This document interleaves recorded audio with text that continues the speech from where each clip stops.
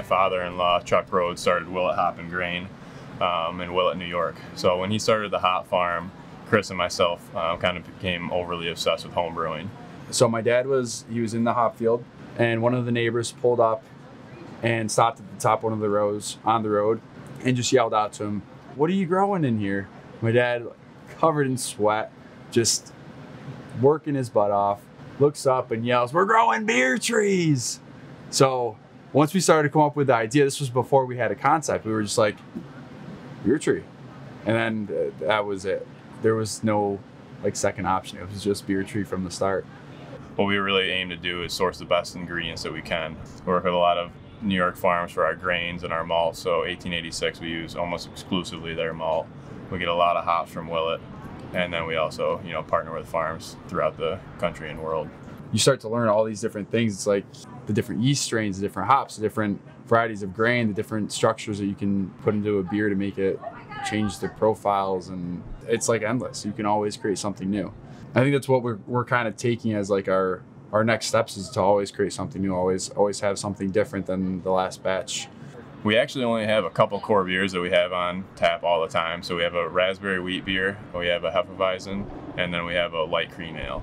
And then we do a ton of New England IPAs that are constantly rotating. I'd say both of our flavor profiles kind of tend to go towards IPAs and the less bitter IPAs, so the New England style.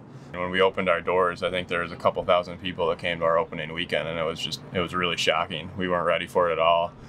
Chris and myself were behind the bar, and I think we had 3 employees at that point. Him and myself made all the beer, we bartended, and now we have, a full bartending staff. We have people working with us in the brewery, and it's really been spectacular.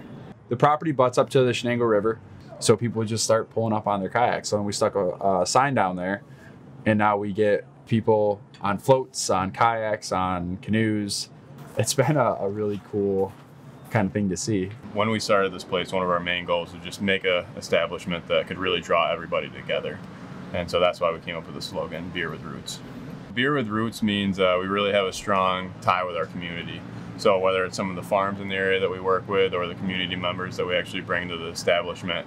Pretty much you can bring your kid, you can bring your dog. We had a pet pig here once. You can just come here and hang out, and you don't have to worry about leaving your creatures or your kids at home. And you can meet up with a whole bunch of other people that are just looking to socialize and have fun. I mean, the reason we're all here today is because of the community. If we didn't have the support that they gave us from day one, we would pretty much still be up in his garage, hustling over an igloo cooler and a little turkey boiler, trying to make some beers. So right now, we purchased our own canning line and a bigger system just to kind of keep up with some of the demand, and we're looking for our next location. So pretty exciting times right now for us.